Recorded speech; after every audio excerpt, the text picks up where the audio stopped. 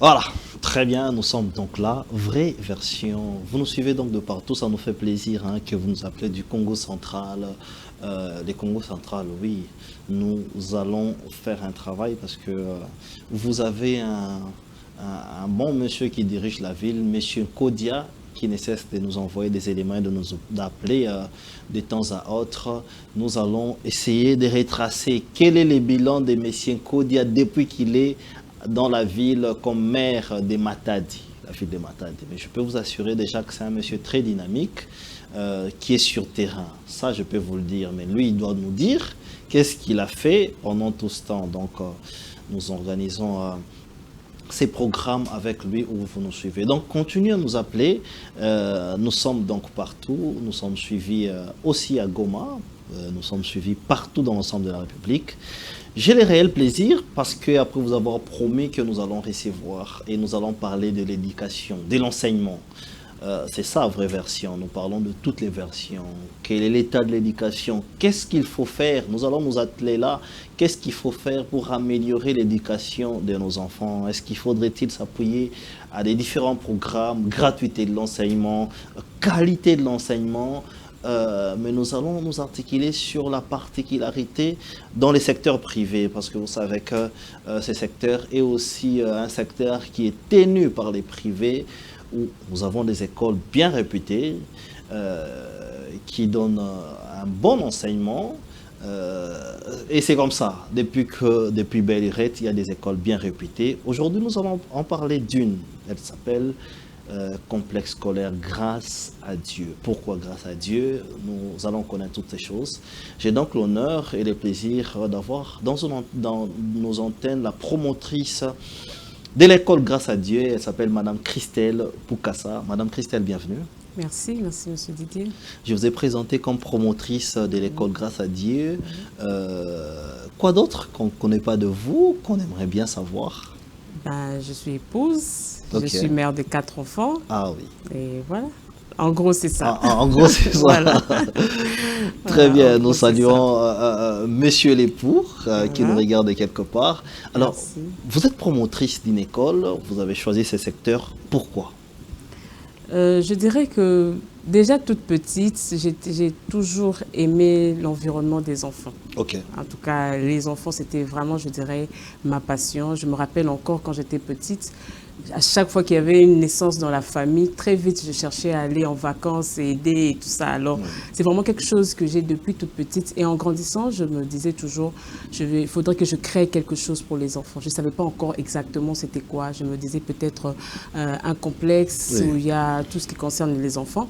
Mais c'est en 2016, en travaillant dans une école, que j'ai eu l'idée nette de Ok. ce que je devais faire exactement pour les enfants. Voilà pourquoi je me suis penchée sur l'école. Très bien. Donc, vous Voilà. avez déjà travaillé dans une école Oui. et c'est ce qui va vous pousser. Là, ça nous fait tenter de dire que dans les projets à venir, il y aura d'autres projets ayant trait aux enfants. Alors, Exactement. c'est un programme qui est émaillé, c'est un secteur émaillé de beaucoup de choses. Hein. Aujourd'hui, il y a les risques sont grands, les enfants, nous voyons tout ce que subissent les enfants, surtout à l'extérieur, hein, et dans d'autres écoles où on voit les enfants, dans les sextypes même. Alors, vous avez choisi les noms grâce à Dieu. Et nous avions cherché, c'est une école chrétienne. Exactement. Pourquoi et quel était les bémols qui a fait à ce que vous vous dites, non, moi j'aurai une école où il y aura des enfants, malgré tout ce qui s'est dit, ça ne se passera pas chez moi. Exactement. Déjà par mon identité de chrétienne, Oui. donc je ne peux pas créer quelque chose, m'investir dans quelque chose sans parler de Dieu, sans parler des valeurs chrétiennes. Justement, la création de cette école, c'était une façon aussi de répondre un peu à tout ce qui se passe aujourd'hui, le mœurs de nos enfants. On peut voir comment les enfants sont un peu délaissés, il y a un laisser-aller avec la venue des réseaux sociaux et tout ça. Il fallait créer un environnement pour essayer de canaliser tout ça, pour que les enfants soient formés et instruits selon les voies de Dieu. Très bien. Alors Voilà. pourquoi vous appelez ça école chrétienne? Est-ce que vous avez changé? Parce que nous savons, une école, il y a des lois, il y a un programme qu'il faut suivre du ministère. Pourquoi vous appelez ça est-ce qu'il y a des programmes où les pasteurs viennent prêcher, où vous emmenez les enfants dans des prières? Les gens se posent ces questions. Pourquoi école chrétienne? Bon, comme je l'ai dit tout à l'heure, c'est que nous avons des programmes de prière, mais ce n'est pas, l'école n'est pas une église, c'est pas transformé en église. Justement, c'est ça. Mais déjà, de façon pratique, tous les matins, par exemple, nous avons dévotion matinale. Vous voyez, l'équipe qui arrive déjà, le personnel, à 7 h juste, il y a dévotion matinale et les enfants qui arrivent plus tôt aussi peuvent assister. Et la maternelle particulièrement, parce que le programme de primaire ne nous permet pas encore jusque-là d'avoir vraiment beaucoup de temps comme à la maternelle. Mais à la maternelle, ils ont 30 minutes chaque matin avant de commencer les cours où on leur parle de la Bible, des valeurs chrétiennes, la morale, c'est vraiment pendant ces temps. Et côté primaire, il y a une journée, le mercredi, où nous insistons. Et bien évidemment, nous avons des journées d'action des grâces, nous avons des moments de retraite que nous organisons entre personnels. Donc il y a vraiment des camps bibliques aussi. Camps bibliques, pas encore. On n'est pas encore à un niveau vraiment des camps bibliques, mais au sein de l'école, il y a pas mal de programmes qui donnent gloire, je dirais, comme ça, à Dieu, où vraiment on met la place, on donne vraiment la place à la foi chrétienne, à Dieu. Voilà. En faisant des recherches, j'ai même vu qu'il y a des programmes qu'on appelle programmes partage. Oui. Vous incitez les enfants à savoir partager. Exactement. Bon, en tout cas, il y a encore à boire et à manger dans cette histoire. Il y a pas mal de discussions avec les parents. Mais l'idée, vraiment, c'était... Aujourd'hui, quand on envoie nos enfants à l'école, c'est... Tu ne prends pas chose de l'ami, tu fais pas ci, tu fais pas ça. À un moment donné, ça crée... Les enfants ne savent plus, n'ont plus le sens du partage. Ils ne savent plus que si mon ami en manque, je peux aussi lui donner. Alors, comme on a déjà mis ça dans la tête, moi-même, y compris, je suis parent, des fois je dis à mes enfants, contentez-vous de ce que vous avez. Mais il fallait avoir une brèche où on apprend aux enfants que ça arrive dans la vie, que ce que tu as et que ton ami n'a pas, que toi tu en as deux, que tu peux te donner un à l'ami et toi tu gardes un. Et c'est comme ça que nous avons voulu, à chaque trimestre, nous avons une journée comme ça de partage où les enfants se mettent ensemble, ils mettent leurs repas ensemble, ils se partagent. C'est vraiment des moments de partage. Voilà. Alors, nous entrons vraiment dans le vif de l'émission. Nous voulons connaître l'historique de l'école. C'est-à-dire, vous aviez parlé du plan, comment ça vous incitait, mais commencer brique par brique, avoir la confiance des enfants. Vous en êtes aujourd'hui à plusieurs années. Ça fait combien d'années aujourd'hui? Est-ce que vous pouvez nous parler de ça avant d'aller en détail? En tout cas, ça me ramène vraiment plein de souvenirs. C'est en 2018 que l'école a commencé. Et lorsque nous avons commencé, je vous assure que ce n'était pas facile. C'était pas facile. On était une nouvelle école, on ne vous connaît pas. Qui est-ce que vous êtes? Vous venez d'où? Et tout ça. Donc, il fallait vraiment se battre pour gagner la confiance des parents. Et je vous dirais que la première année, nous avons commencé graduellement, nous ne sommes pas allés strictement jusque... C'est une école maternelle et primaire, mais la première année, nous avons fonctionné jusqu'en deuxième primaire. Et donc, je vous dirais que la première année, par rapport au business plan, le nombre, l'effectif attendu et ce que nous avons reçu, je vous dis que c'était vraiment catastrophique. Donc, on a reçu 14 élèves et c'était pas facile. On a eu des classes d'un seul élève unique. Oui, il y a un seul élève. L'enseignant, il fallait payer l'enseignant. Il a fonctionné. Nous avons fait fonctionner nos salles de classe toute l'année parce qu'on se disait que nous voulons voir le fonctionnement. Nous voulons expérimenter les salles comme il faut. Qu'on ait 20 élèves, un élève, on va le faire fonctionner comme il se doit. Et donc, on a eu des classes comme ça, mais Dieu nous a fait grâce. L'année était finie et puis 2 ans après, il y a eu Covid. Les 2 années de Covid, ça aussi, ça ne nous a pas rendu la tâche facile. Mais juste après, je vous dirais qu'aujourd'hui, c'est les parents qui font la publicité de l'école. Ça passe vraiment de bouche à l'oreille. Donc, j'ai fait rarement des émissions comme ça. Je pense même que c'est la 2e émission depuis que l'école existe. Donc, c'est vraiment de bouche à l'oreille que ça passe et on pense que on n'est pas encore arrivé, il y a encore du chemin, mais le chemin que nous avons parcouru n'est pas moindre non plus. Et donc, voilà. Très bien. Avant d'entrer vraiment dans le détail, parler de la fonctionnalité, cette année, elle a été ce qu'elle a été. Nous étions à l'école grâce à Dieu et nous avions vécu l'ambiance entre parents, enseignants et même l'organisation de l'école. Je vous demande de suivre cet élément. Et puis, on va se retrouver tout juste après pour parler de l'enseignement et de l'école grâce à Dieu. Et même ceux qui veulent savoir où se trouve l'école, vous aurez toutes vos réponses, donc restez assis, bien dans vos salons. Regardons ça. Chers parents, nous l'avons fait.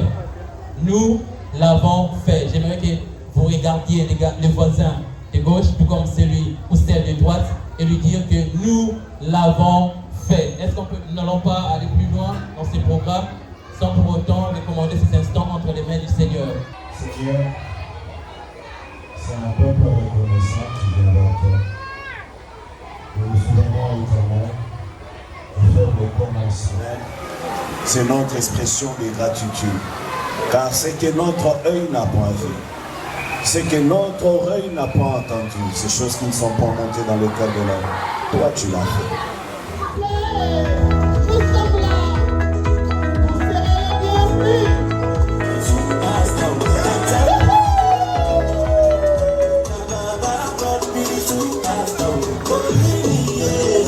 C'est chouette.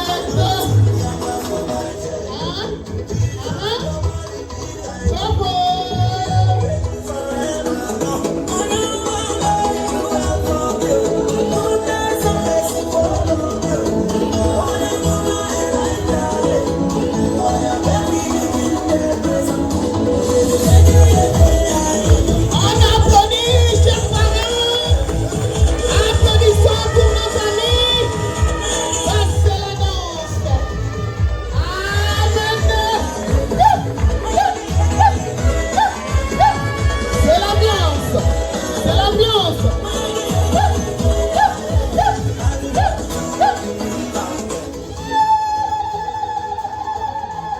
Un mot pour les parents, je l'ai dit tout à l'heure aux parents, nous l'avons fait.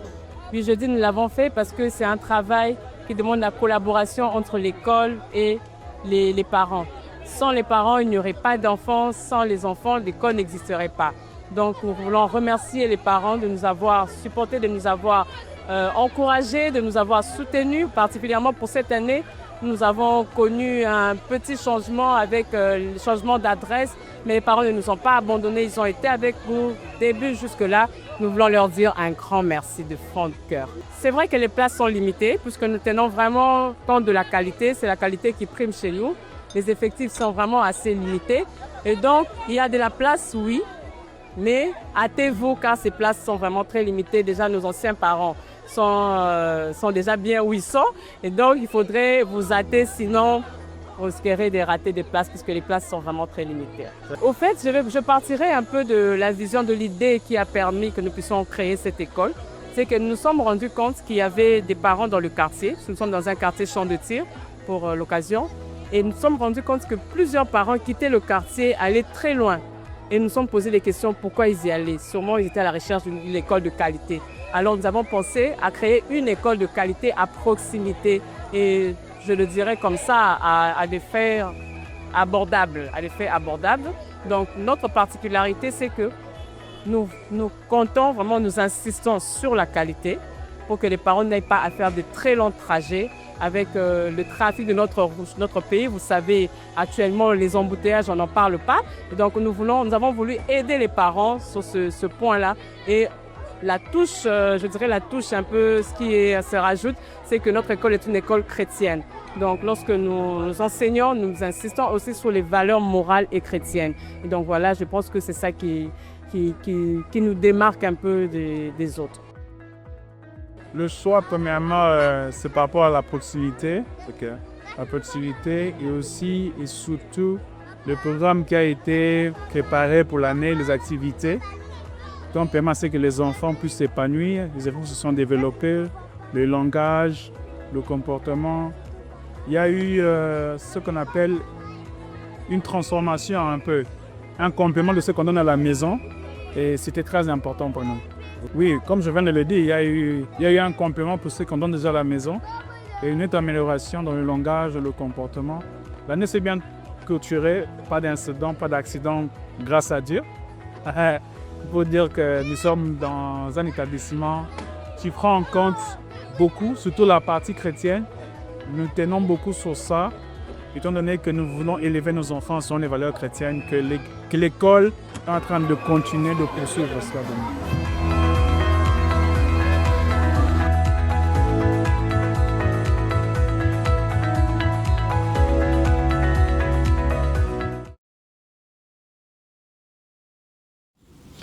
Très bien.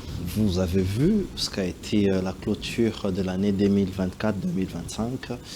Je ne vais pas en commenter. Madame Christelle, comment était cette année 2024-2025, premièrement? Deuxièmement, vous avez martelé sur la distance. Ça m'intéresse, parce qu'on avait l'habitude de se dire, pour que les enfants aient une très bonne éducation, ils doivent aller à Gombe. Et j'ai des amis qui un jour m'ont dit que leurs enfants, pour quitter Gombe jusqu'à Mamamboto, ils sont arrivés à 21h. Il y a une réalité des embouteillages qu'il ne faudrait pas négliger. Vous êtes situé où? Et puis, parlez-nous de cette année, comment ça a été. Pourquoi ces parents-là qui avaient son enfant à Gombe, quitterait Gombe pour venir à Grâce à Dieu? Ok. Déjà, l'année scolaire a été challengeante pour nous. Comme vous l'avez suivi dans l'élément où j'ai évoqué le changement d'adresse. Oui. Parce que si vous remarquez même les images, l'école est en construction. Donc on a travaillé vraiment dans un chantier. Et c'est des choses qui se sont faites vraiment à la hâte. Mais par la grâce de Dieu, nous avons continué. Et comme nous avons même promis aux parents ce que nous allons poursuivre avec les travaux. Et on espère que l'année prochaine en cours, qui va bientôt commencer, nous serons dans des très bonnes conditions. Donc ça a été vraiment on a aussi vu qu'il y a des sites, parce que les photos qui sont en train de défiler vous verrez que c'est un autre site. Est-ce que l'école a des adresses différentes?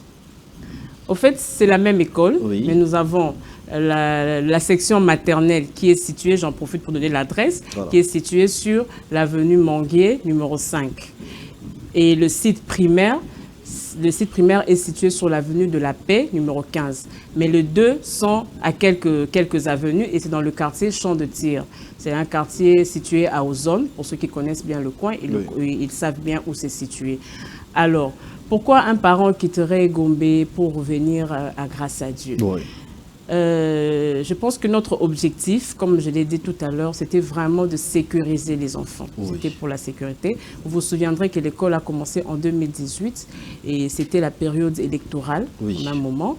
Alors, je crois que c'était en 2014, on a connu une situation dans notre ville où les élèves étaient retenus dans les écoles parce qu'il y avait des affrontements et tout ça. Je ne suis pas dans la politique, je suis en train d'évoquer des événements comme ça. Et on a vu comment les parents étaient vraiment paniqué, il y avait la panique totale. Et en pensant à cela, et vu qu'en 2018, il y avait la période électorale avec les embouteillages et tout ça, et j'avais ma sœur, pour la petite histoire, qui habitait dans le quartier, et on avait constaté que le matin, il y avait vraiment un mouvement. Vous voyez plusieurs véhicules qui sortent, des enfants qui vont à des kilomètres et tout ça. Alors on a essayé d'étudier un peu en termes par rapport à la sécurité, par rapport à la qualité. On s'est dit, mais qu'est-ce qui pousserait un parent de quitter le quartier pour aller loin, chercher loin? Donc c'est sûrement, je ne dénigre pas les écoles qui sont dans le quartier. On s'est dit que sûrement il y a peut-être quelque chose qu'ils cherchent, qu'ils n'ont pas encore trouvé. Alors nous essayons de mettre cela pour qu'on retienne les enfants dans le quartier de sorte qu'ils soient vraiment en sécurité. Et c'est ce que nous avons fait. Donc c'est le programme que nous appliquons, c'est le travail, c'est tout ce que nous faisons qui font que... Vous êtes donc parti dans la recherche de ce qui pousserait un parent d'aller plus loin et vous avez mis ces programmes-là. Voilà, on a essayé vraiment. C'est juste les programmes ou c'est aussi les conditions ou c'est les Français aussi ou oui, parce que les gens ou les noms aussi, parce que les gens vont plus loin aussi pour le nom et la réputation. Mais justement, je dirais que tout ça, comme vous dites français, tout ça, j'appellerais ça, je mettrais ça dans le paquet de programmes. C'est vraiment le programme et aussi les conditions, oui. En tout cas, nous nous battons pour que vraiment les enfants soient dans des bonnes conditions. Moi-même qui vous parle, je suis promotrice, mais mes propres enfants étudient dans cette école. J'ai dû les enlever où ils étaient pour être là. Déjà, c'était pour montrer l'exemple. Et c'était aussi une manière pour nous, parce que dans le projet, je ne suis pas seule, je travaille avec mon mari.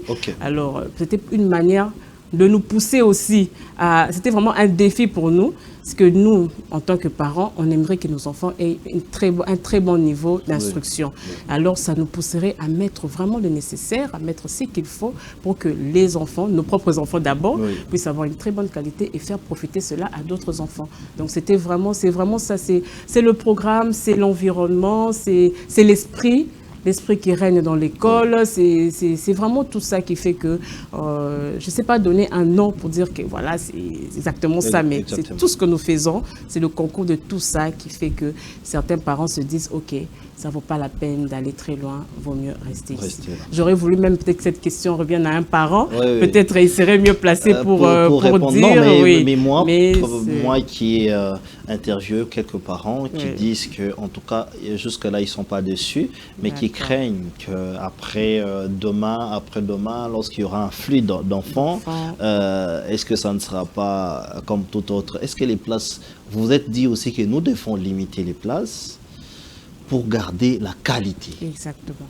Oui. Je pense. Oui. Alors, vous avez parlé du début de l'école et maintenant, vous êtes partenaire donc à l'enseignement, au ministère de l'Éducation et Enseignement et autres. Est-ce que l'école a aussi des partenariats? Est-ce que vous êtes seul? Est-ce que vous travaillez avec les partenaires? Ou soit les premiers partenaires sont les parents? Oui, je dirais que les premiers partenaires, c'est d'abord les parents. Oui. Et puis là, en termes de partenariat, on n'est pas encore dans le partenariat vraiment avec des organisations comme telles, mais c'est des individus. Okay. C'est des responsables ou des visionnaires de telle chose. Et on a des partenaires, oui, mais c'est vraiment plus des individus. Okay. Jusque-là, et voilà. On essaie et vous aimeriez atteindre aussi des organismes, UNICEF et autres. Est-ce que c'est important? Vous qui êtes dans le domaine scolaire, c'est important. Oui, c'est important puisque nous devons grandir. Qui parle UNICEF, c'est l'enfant. Donc l'éducation, nous investissons dans l'éducation de l'enfant. Donc c'est important. Si nous voulons grandir, c'est important pour nous de nouer des partenariats, et même pour doter l'école des matériels, de tout ce qu'il faut. Vraiment, les besoins, on a encore des grands besoins pour la formation des enfants. Donc oui, c'est important. Et nous sommes dans cette démarche-là, justement, de trouver des partenaires. Et on espère que dans les jours très proches, ça aboutira. Très bien. Je n'aimerais pas poser une question qui va avec les ministères. Mais madame, nous sommes dans notre pays où les gens disent que de plus en plus nous avançons, l'éducation est en train de perdre sa qualité. À l'époque, c'était un élève où, lorsque vous quittez l'école primaire, vous savez lire et écrire correctement. Nous, on l'a su après l'école primaire, en tout cas, parce qu'à l'université, on n'enseigne pas ça. Exactement. Quel est le problème aujourd'hui? C'est situé à quel niveau que l'enseignement est négligé? On a même perdu ce qu'il y avait de dire que quand quelqu'un quitte l'école primaire, il est capable de bien écrire et lire. Est-ce que c'est la distraction de parents? Est-ce que c'est l'éducation dans le sens de l'État? Est-ce que c'est les écoles ou encore la qualité de l'enseignement? Je pense que les responsabilités sont partagées. Je pense que c'est partagé. L'État doit forcément avoir sa part. L'école, donc les éducateurs et éducatrices ont sûrement leur part. Et les parents aussi à la maison ont leur part. Donc je pense que c'est vraiment partagé. Je ne suis pas là, je ne saurais pas comment critiquer ou parler d'un programme qui est mis actuellement en vigueur dans notre pays, mais je crois qu'il y a le bon côté et le mauvais côté qui a fait qui a quand même entaché un peu le niveau de l'éducation dans notre pays. Mais vraiment, les responsabilités sont partagées. Alors la meilleure question serait, qu'est-ce que l'école, grâce à Dieu, fait pour que demain, ceux qui sortent donc grâce à Dieu se disent nous venons d'une bonne formation, parce qu'une bonne formation c'est la garantie de toute la vie. Exactement. Je vois aujourd'hui les gens font des colloques ou des groupes, les ressortissants des Bobo Colis, parce que nous à l'UPEN c'était Bobo Colis, c'était Koutouala, c'était quand même des noms connus comme ça. Quand vous sortez de cette école là, vous savez que vous venez d'une très bonne formation, sans oublier les DAP. Les DAP c'était partagé, on était intelligents et parfois très mouvementés à côté de l'université. Qu'est-ce que grâce à Dieu fait ou tient à faire pour que demain ces noms là restent? Bon, je dirais d'abord à l'interne, c'est le programme, c'est la gestion du personnel, parce que tout passe par les enseignants. Vous voulez avoir une très bonne formation, un très bon niveau de formation, la qualité, ça passe par les enseignants parce que c'est eux qui sont dans les salles de classe et qui font le travail. Donc, il faut bien gérer ces personnes à qui on responsabilise ou à qui on donne nos enfants, on confie, voilà, c'est le mot que je cherchais, à qui on confie les enfants. Et aussi nouer des partenariats avec d'autres écoles, parce que nous, on est à notre 7e année, mais il y a une école particulièrement avec qui je traite souvent, où je vais souvent vers le directeur de cette école. Donc je vous êtes partenaire d'autres écoles. Oui. Dans des programmes. Oui. Oui, et parfois même on fait faire des exercices, des enfants, on les ramène comme tout à l'heure. Aujourd'hui même, c'était les tests. Citer les noms, hein, il n'y a pas de souci, on aimerait bien connaître. Parce que moi, je connais déjà, mais on aimerait bien connaître. Bon, au fait, je vais souvent voir le directeur de l'UPIO, du complexe scolaire l'UPIO, directeur de primaire. Donc, c'est l'école l'UPIO. J'aimerais bien. Et les photos même que vous êtes en train de voir, il y a d'autres photos où les enfants étaient ensemble à l'UPIO. Oui, voilà, justement. C'est comme je disais. Donc, aujourd'hui même, les enfants ont passé le test l'ENAFEP pour les finalistes de 6e primaire. Mais avant cela, on les préparait. On a fait faire des exercices, des simulations et ça s'est passé au l'UPIO. Et il y avait plusieurs écoles. Hein, il y a plusieurs écoles. Et c'est une façon pour nous aussi de challenger nos enfants, d'évaluer un peu les niveaux. Est-ce que ça va et tout ça. Et jusque-là, en tout cas, on pense qu'on est sur le droit chemin, sur le bon chemin. Très bien. Les grands problèmes, j'appelle ça problème parce que les parents qui sont en train de nous regarder disent « Ah, école française, on a cher ». Surtout que vous avez parlé des noms des écoles et il fallait cacher les noms. Oui. Ça, c'est ce que les parents disent. « Oh, mais cette école-là, on parle plus français, c'est cher. » Et ils ne voient pas la souffrance des parents, les parents qui sont de chômeurs. Pourquoi? Est-ce que chez vous aussi, d'abord, c'est comme ça? Et pourquoi les frais doivent être chers? Bon, je ne sais pas ce que vous appelez cher. Hein. Je ne sais pas que la définition de cher, c'est quoi. Bon. Je pourrais partir par un exemple. Je vais prendre un exemple banal. C'est peut-être pas comparable, mais permettez-moi de faire cet exemple. Allez-y. Vous achetez le coca, une bouteille de sucré au coin, et vous allez acheter le sucré à Pullman. Voilà. C'est pas pareil, mais c'est la même bouteille de sucré. Justement. Voilà. Donc, je crois que j'ai répondu à la question. Donc les conditions diffèrent, en fait. Voilà, les conditions diffèrent. J'ai appris que vous... J'ai appris... Pourquoi je pose cette question? J'ai appris que vous êtes raisonnable. Pourquoi je l'ai dit? Parce que nous faisons toujours les titres comparatifs, la comparaison.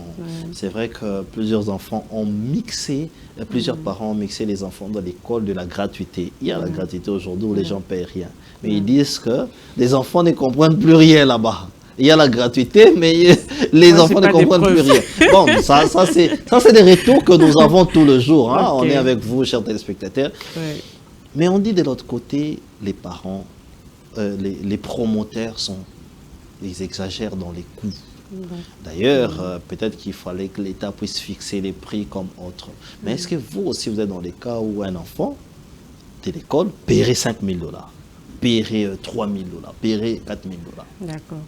Bon, déjà, je ne vais pas répondre à la place des autres promoteurs. Oui. Moi, je vais parler pour ma part. Déjà, nos frais, en tout cas, ça n'approche même pas 1 000 $. Donc, on est en dessous. On est largement en dessous. Et c'est vrai que c'est parmi les choses aussi qui nous ont poussé d'une façon de répondre aussi un peu à ce fléau et tout ça, les frais exorbitants et tout ça. À un moment, on se pose la question, est-ce que pour que l'enfant étudie, il faudrait absolument que ses parents aient les moyens de se payer, je ne sais pas moi, plus de 2 000 $ ou 5 000 $. Donc, c'est comme si la qualité ou une formation de qualité est réservée à une certaine classe sociale, je vais dire comme ça. Alors, on se posait des questions, on se dit, OK, on va essayer. Parce qu'il faut le dire aussi que vraiment les charges, parce qu'une école privée ne reçoit pas des subventions. Ça, on doit se le dire. Ça ne reçoit pas des subventions, c'est vraiment les promoteurs, ils se battent et tout ça. Si Dieu fait grâce, vous avez des partenaires, parce qu'il y en a, vous pouvez avoir des partenaires qui payent des bourses, par exemple, qui vous disent que voilà, je vais prendre en charge 5 enfants, et ça peut vous aider aussi à réaménager un peu les frais. Voilà. Mais quand tout doit venir de l'école, vous voyez, il y a la situation des enseignants, donc il y a tout ça. Quand vous réfléchissez, on ne dit pas qu'il faut absolument être trop haut, mais on essaye vraiment de trouver les justes milieux pour que tout le monde se retrouve, et les parents, et l'école, et les enseignants, et voilà, c'est vraiment ça. Nous, on essaye vraiment de rester un peu raisonnable. Et équilibré. Voilà, mais ça c'est bien. Moi, je vous encourage dans ces sens-là. Même qu'on dit que la qualité a aussi un prix. Exactement. Mais je vous encourage parce qu'il faut penser au Congo. Quels sont les projets d'avenir de l'école Grâce à Dieu? Ok, bon, déjà, l'école actuellement n'a que 2 sections, donc maternelle et primaire. Évidemment, comme tout projet, nous devons grandir. Ça, c'est vraiment le souhait de tout le monde, devons grandir. Et peut-être d'ici 3 ans, je le dis comme ça, rajouter les sections, les humanités. Donc les humanités, pourquoi pas s'élargir aussi, s'étendre dans la ville de Kinshasa, puisque là, nous ne sommes que dans Champ des Tirs. Bien que c'était vraiment ça d'abord, voilà, Ngalema, c'était ça vraiment notre première cible, mais aujourd'hui, on se dit, on peut s'élargir. Aller dans d'autres communes ici aussi. Exactement, pourquoi pas en province. Bon, il y a mon mari qui est dans le projet aussi, lui, il a toujours eu aussi une idée d'un campus, d'une sorte d'internat et tout ça. Donc, c'est vraiment des projets que nous avons et nous croyons par la grâce de Dieu que nous allons pouvoir les réaliser. Exactement. Voilà. Ces parents-là qui sont déçus, ils sont déçus pourquoi? Parce que après quand même une formation, vous avez parlé du dernier cycle, et qui doivent ramener les enfants ailleurs. Pourquoi les laisser comme ça? Bon. Je sais que déjà là maintenant, on a déjà des demandes des parents et tout ça. Et surtout les parents, quand vous avez toute une famille où les enfants doivent se séparer, certains restent d'autre part. On comprend ça, mais en tout cas...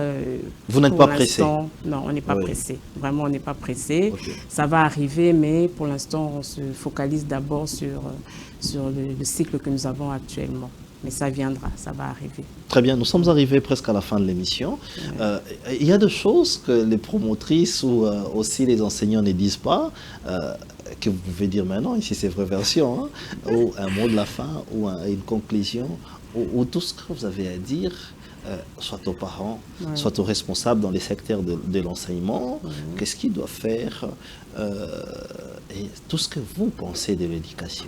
Vous avez le micro et la caméra. Ok, bon, d'abord, je voudrais vous remercier pour cette invitation dans votre plateau. Merci pour l'accueil, j'ai été bien accueillie. Merci beaucoup. Merci. Voilà, ce que je voudrais dire, c'est que j'ai souvent l'habitude de dire aux parents que nous avons tous un point commun, c'est les enfants. Donc, les parents veulent que les enfants soient bien formés, ils veulent le bien de leurs enfants. Et c'est pareil pour nous, l'école, nous sommes là pour les enfants. Voilà pourquoi nous travaillons toujours en collaboration. Et donc, l'école est là. Nous sommes, je vais répéter l'adresse, nous sommes à Champ de Tir, dans le quartier que nous appelons Champ de Tir à Ozone, à Mbinza Ozone, sur l'avenue Mangué. L'administration, le bureau, le secrétariat se trouve sur l'avenue Mangué, numéro 5. Si vous permettez, je peux me donner aussi un numéro de contact. Allez-y, si vous pouvez nous contacter à tout moment. Le plus 243 85 131 88 88. Plus 243 85 131 88 88. Vous pouvez nous appeler pour avoir de plus en plus d'informations qu'on n'a pas pu donner sur le plateau. Vous voulez savoir un peu plus, nous sommes là. Et donc, nous nous préparons à recevoir les enfants pour l'année prochaine. Et ce que nous voulons aussi rappeler, c'est que nous tenons compte des effectifs dans les salles des classes. Et donc, vraiment, les effectifs sont très limités. Et donc, chaque parent, hâtez-vous, ne traînez pas trop les pas. Particulièrement nos anciens parents, nous voulons vous garder vos places. Alors, plus tôt vous passez, mieux ça serait pour tout le monde. Donc, les anciens parents qui nous suivent doivent passer pour confirmer. Exactement. OK. En cas de non-confirmation, ils peuvent perdre leur place. Exactement. On donne toujours une période. On donne toujours une période, telle période. On donne la priorité aux anciens parents. Après cette période, l'école se donne le droit de pouvoir céder sa place. Parce que parfois, il peut y avoir déménagement. Il y a plusieurs raisons qui peuvent faire qu'un enfant ne revienne pas l'année prochaine. Alors, nous avons besoin d'être vraiment fixés pour bien fonctionner. Pour organiser la place de chaque Exactement, élève. Donc. c'est ça. Très bien, nous vous remercions pour votre disponibilité et nous vous remercions, chers téléspectateurs, d'être abonnés non seulement à cette émission, parce que nous vous avions promis que nous allons toucher tous les secteurs, le secteur politique, le secteur de l'enseignement, les secteurs, plusieurs secteurs comme vous le savez. Dans l'entretemps, nous allons vous laisser brancher sur nos antennes. Faites un tour sur notre page YouTube, Didier Kanyinda officiel, et vous trouverez toute forme d'émission. Les débats, c'est pour encore bientôt, ici sur Congo 26. Bonsoir chez vous.